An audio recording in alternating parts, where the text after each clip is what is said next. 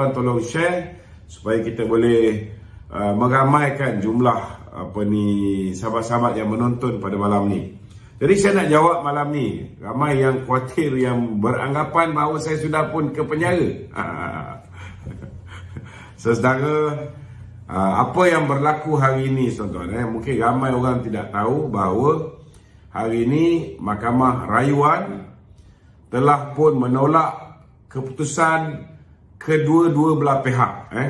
Rayuan saya untuk mengenepikan ataupun mencabar keputusan Mahkamah Tinggi yang dibuat oleh Hakim Colin Squera telah ditolak oleh Mahkamah, dan Mahkamah Rayuan juga memutuskan untuk menolak permintaan DPP, Peguam Negara, yang meminta supaya hukuman penjara 1 bulan yang dikenakan ke atas saya dinaikkan kepada 3 bulan.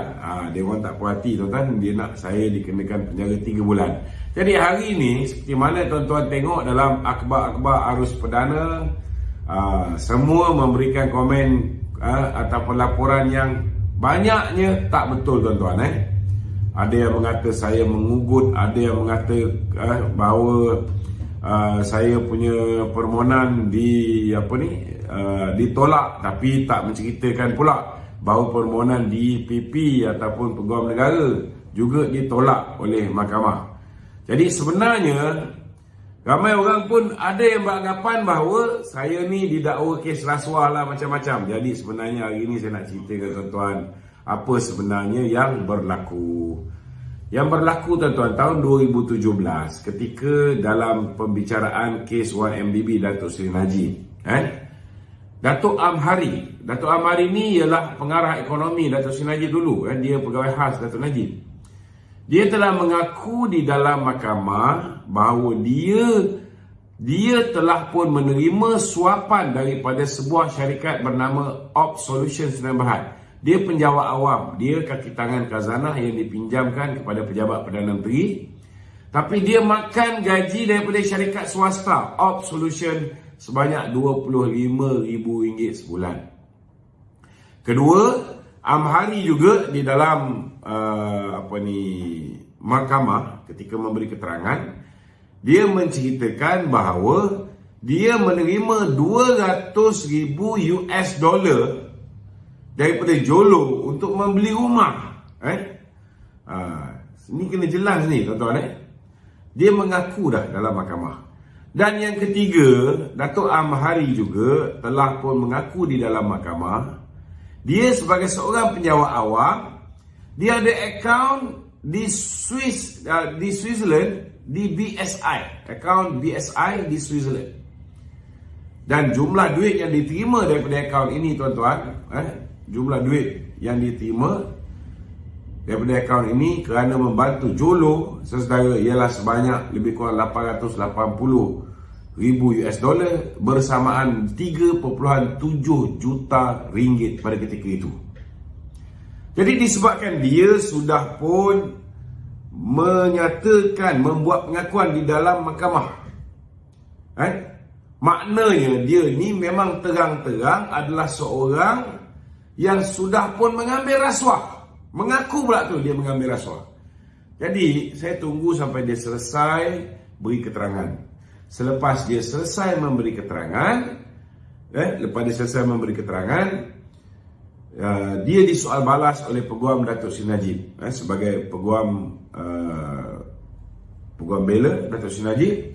Selepas dia selesai memberi disoal balas oleh Peguam Datuk Seri Najib, maka barulah saya membuat laporan polis. Disebabkan saya membuat laporan polis ini, menceritakan bahawa beliau mengaku terima duit daripada Op Solution, daripada Lau Tek Jo, begitu juga daripada dalam akaunnya di BSI Switzerland. Dan saya kata saya membuat laporan ini kerana tidak mahu manusia durjana. Manusia durjana ni manusia yang jahat lah tuan-tuan. Maksud dia manusia yang jahat.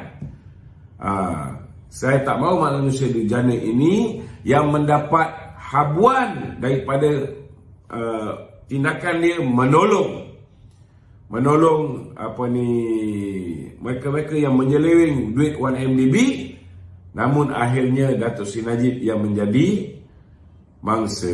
Itu, tuan-tuan, laporan polis ni sepatutnya saya ni dilindungi.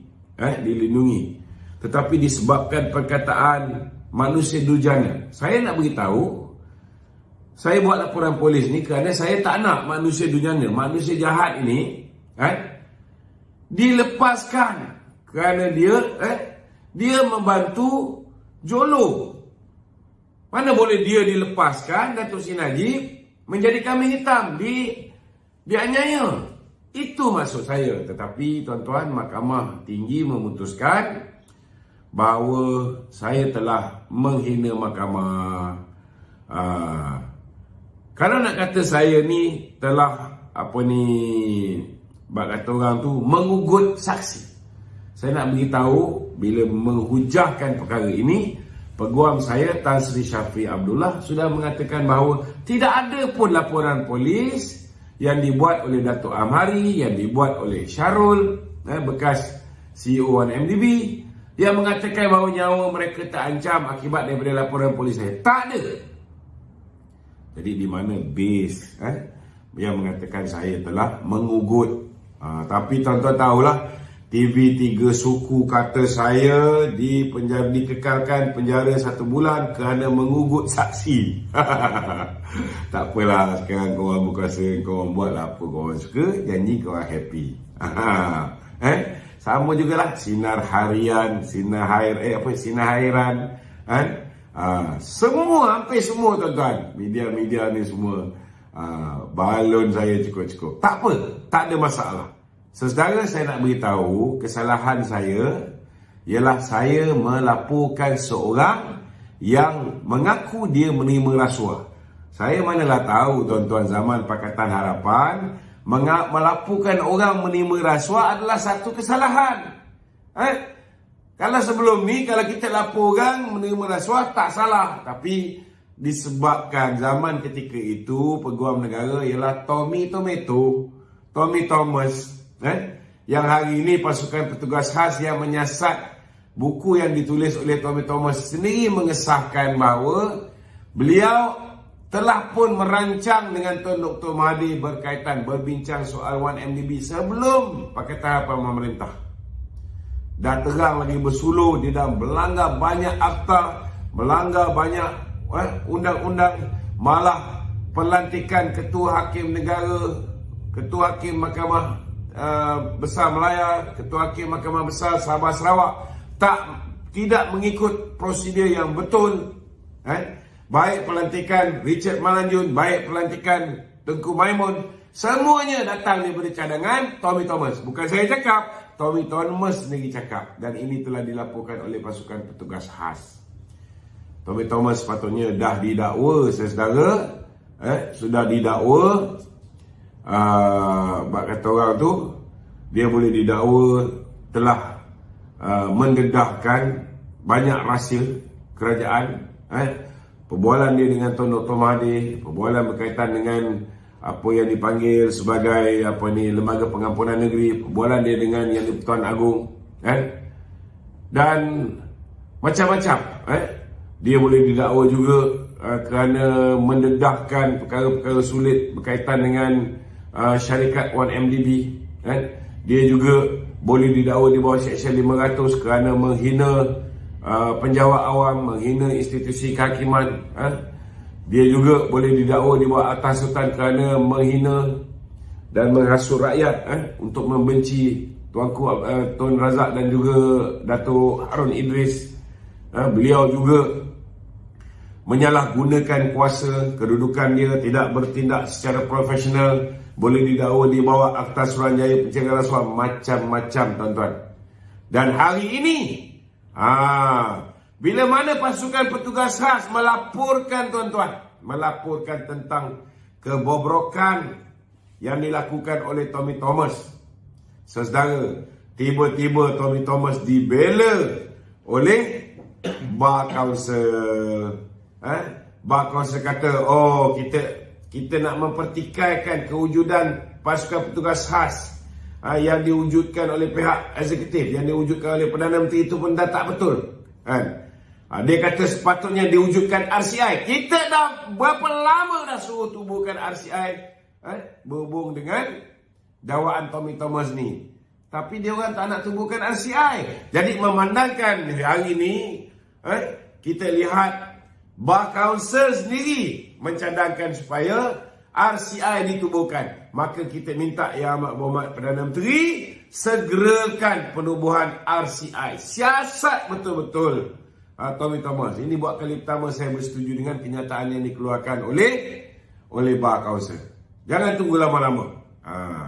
Jadi tuan-tuan, saudara, jadi zaman Pakatan Harapan ni memanglah pendakwaan terpilih berlaku. Saya report ke atas Amari, saya yang kena dakwa, di charge contempt of court. Tak apalah, Mahkamah Tinggi ada hak untuk kenakan saya contempt of court. Dan Mahkamah Persekutuan, Mahkamah Rayuan hari ini ada hak untuk mengekalkan keputusan yang dibuat oleh Mahkamah Tinggi. Tak ada masalah tuan-tuan. Kita redha dengan ketentuan ilahi. Lepas ini saya nak beritahu, saya masih ada lagi satu mahkamah, iaitu Mahkamah Persekutuan. Kalaupun ditakdirkan oleh Allah SWT bahawa saya kalah di Mahkamah Persekutuan pula, maka saya pergilah berehat di penjara untuk menjalani hukuman penjara 1 bulan. Tuan-tuan, penjara 1 bulan, penjara yang saya duduk kerana contempt of court tak sama dengan penjara yang Anwar Ibrahim duduk.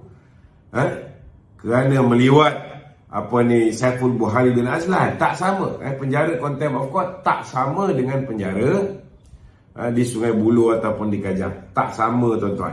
Tak sama juga dengan penjara yang Datuk Seri Najib duduk. Ini kena faham. Kena faham.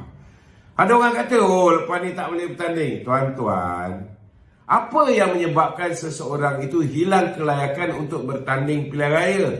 Sekiranya dia disabitkan, dijatuhkan hukuman tidak kurang daripada 1 tahun. Kalau dia dijatuhkan hukuman 364 hari, 23 jam dan 59 minit, dia masih boleh bertanding. Dia masih boleh bertanding. 11 bulan 30 hari 11 bulan 29 hari, dia masih lagi boleh bertanding. Saya ni tuan-tuan, dijatuhkan hukuman hanya sebulan. Sebulan tu pun tolak dengan cuti, tolak dengan berkelakuan baik. Saya ingat 2 minggu dah selesai dah. Tak ada masalah. Tapi kita masih boleh merayu. Jadi saya punya kelayakan untuk bertanding masih lagi ada tuan-tuan. Tak perlu bimbang lah. Jangan panik sangat. Relax lah saudara. Kita nak lawan kerajaan zalim, Pakatan Harapan, lepas tu diteruskan oleh Perikatan Nasional ni, bukan satu perkara yang mudah. Bukan satu perkara yang mudah. Dan kalau kita didenda, contohnya saya tak ada didenda tuan-tuan. Kalau kita didenda RM2,000, tidak kurang daripada RM2,000. Maknanya kalau kena je RM2,000 atau lebih, maka secara automatik saya hilang kelayakan. Itu pun boleh merayu hingga ke yang penghabisan. Kalau dah selesai di Mahkamah Persekutuan, saya masih lagi boleh buat semakan kehakiman. Kalah tu, barulah saya pergi ke penjara selama sebulan. After diskaun, cuti dan sebagainya, mungkin 2 minggu saja. Tetapi adakah keluar penjara, kalau katalah saya ketika tu seorang wakil rakyat, adakah saya hilang status wakil rakyat saya? Tidak tuan-tuan. Tidak. Saya rasa kalau saya duduk dalam lock-up tu, kalaulah ditakdirkan saya terpaksa juga duduk di lock-up, saudara, saya akan duduk di lock-up tu taklah lama sangat, macam setengah-setengah wakil rakyat pergi bercuti di New Zealand sampai 1 bulan. Jadi masih lagi boleh menjalankan tanggungjawab saya, kalaulah ada peluang. Itulah. Jadi tak perlu bimbang tuan-tuan. Tak perlu bimbang. Untuk makluman saudara, banyak kes saya dah selesai. Kes yang belum selesai ni hanya tinggal kes yang tak masuk akal. Contohnya saya merayu supaya saya merayu supaya keluarga ACP Syariman diberikan pampasan. Dalam pertuduhan pun tulis saya merayu. Jadi mana masuk akal tuduhan macam ni, saudara? Saya yakinlah tuan-tuan, bila kita dah tukar peguam negara ni, kita buat representasi balik, insya-Allah peguam negara yang baru tu pun tak ada masalah untuk melepaskan saya. Sama jugalah kes kita tegur sikit PM sebelum ni kan. Sekarang ni PM pun dah bubarkan parlimen. Jadi tak jadi isu lagi dah. Ini pun saya rasa kita buat representasi, insya-Allah lepas. Lepas tu dah tak ada masalah lah. Jadi tak perlu nak bimbang tuan-tuan. Kita fokus menangkan Barisan Nasional. Siapa juga jadi calon, kita sokong je lah tuan-tuan. Okey, selesai.